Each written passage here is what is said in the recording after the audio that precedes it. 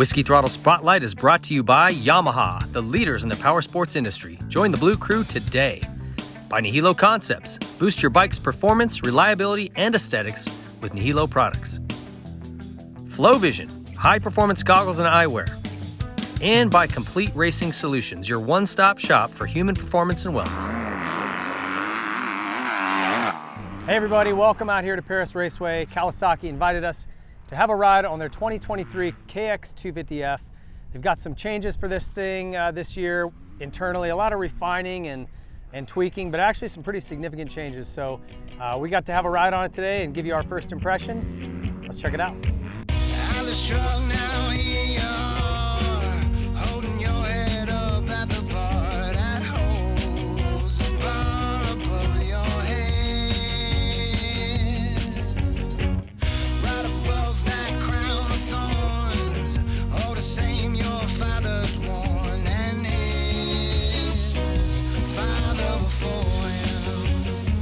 All right, so here's the list of changes for this year. Refined shock and fork settings. They were trying to go a little bit firmer with spring rate, but still keep a nice supple bump absorption and action, but just giving you a little bit more of a positive feel is what they were after. They went to new Dunlop MX33 tires, front and rear, and the rear is actually a wider sizing. It's a 110/90/19, so better bite, especially on like hard pack, dry slick, that kind of stuff. Just gives you a bigger footprint. They've got lighter and wider foot pegs. It's basically the foot peg that comes off the 450. A new longer exhaust header pipe. Anytime you lengthen the header pipe, you're going to increase bottom end, so that was what they were shooting for with that change. They've got new lighter fork guard bolts, trying to chop weight here and there where they can. Now again, you gain a little bit of weight with that rear tire. It's a little bit heavier, and so it's a wash. This bike's about the same as it was last year. They took some weight off in some places, but then made up for it in others. You've also got a bunch of changes to the engine. New intake valves and valve pitch. And we've got a little clip from Mitch kind of talking about that. So he explains that way better than I can and why it's important. A straighter intake duct. It's got the a repositioned injector that's down low now, which just atomizes it better for whatever reason. And then a really big change for this year is the transmission. They've lengthened first and second gear.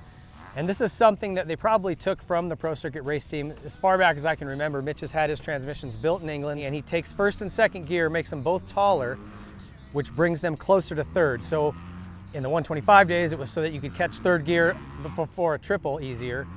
But off of a start is where it's also really important. When you go to shift from second to third, and they've got the start tilled really deep, sometimes if that, that gap has been a little bit wider and it can drop off the RPM. Now it makes that transition from second to third really seamless, but it definitely changes things on the track, and we'll talk a little bit about that. Those are the major changes to this thing, an already great bike, and lots of new stuff to look at. So first impression of this motorcycle, the engine changes are definitely noticeable. When you get on this thing and it picks up, that pull from the middle through the top is stronger and it pulls longer. Some of that's the transmission, some of that is the changes they made to the valves and also to the injector and intake. The longer Venturi is the stack is designed to sort of increase middle to top end. So you definitely notice that additional top end pull. It pulls longer.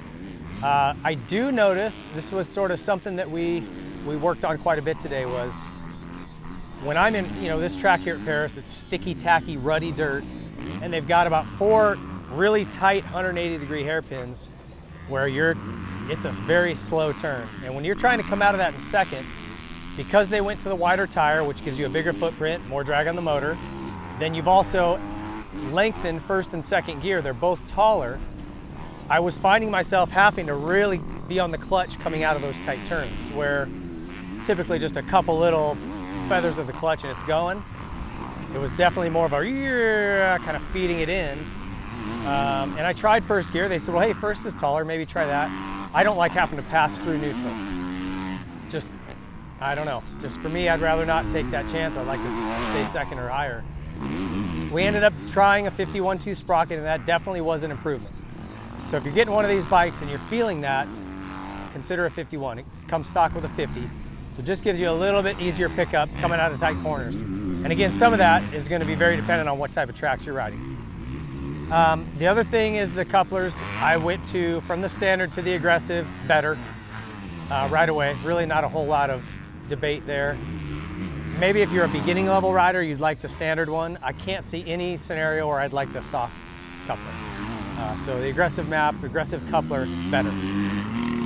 So on the suspension, a couple of things. We started with 100 millimeters of sag, so that's their recommendation.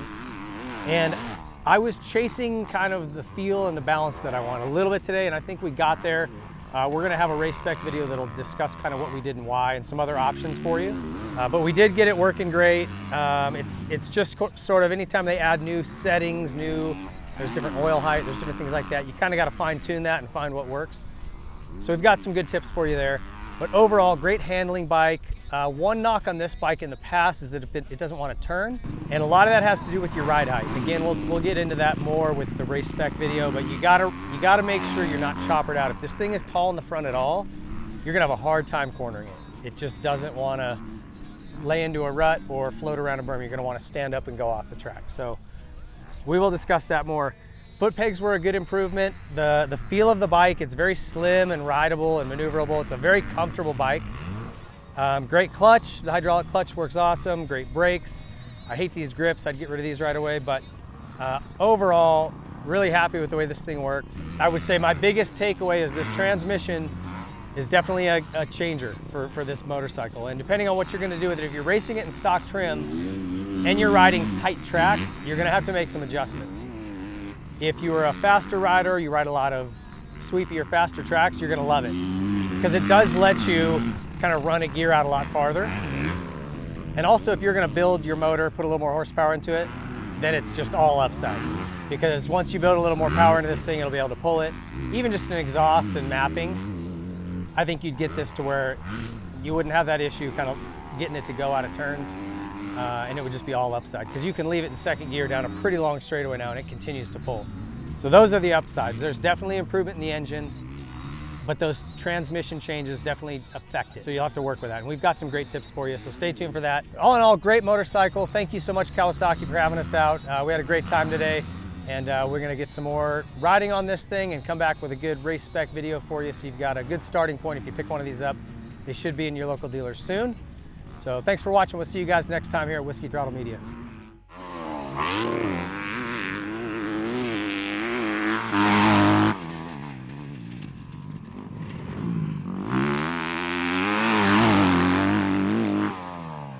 All right, so we stopped a guy who knows a thing or two about Kawasaki's smaller bikes. Mitch Payton, thanks for swinging by. Yep. You've seen the changes they made to the 23 here. You mentioned them a little bit in the intro, but tell us a little bit about how you think that's going to help the average consumer just jumping on one of these, and then also you guys can race it.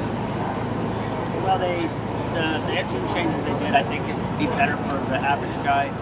They went to a smaller valve this year, and the inlet track is smaller, so it's where like partial throttle should be a little more controllable, a little more on the pipe easy.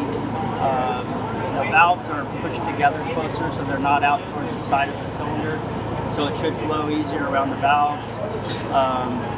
Changed the inlet track, made it a bigger velocity stack. The injector's on the bottom. It's a straighter turn, you know, as it comes out of the throttle body. It runs better than last year's bike, and they put a little heavier flywheel on it to like in between gears help you move the bike. Probably better for starts.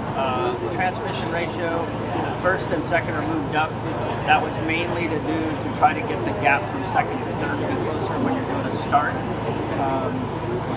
That was something you've been doing for a long time. I remember on race bikes in the 90s had that. Yeah, we always wanted to have tallest first and second we could, and then everything else just gets adjusted with gearing. And like you mentioned, maybe on a tight track, maybe you put one more tooth on the back or whatever, but you want the gear ratios to be close so that when you shift, it's not a big lull in the power. So I think that was a really good change for it this year. Yeah, especially on starts when you're going from second to third, let's say. Sometimes if the dirt's really deep, you can drop the RPMs enough to kind of slow down, and this cleans that right up. So you feeling good about what you can do with these for race motors? We've worked on it a little bit so far. We're not way into it, but we're equally as good as we are right now, like even where we're at. So I think it's going to get better for sure. Cool. Well, thanks for swinging by. Yep. Thank you.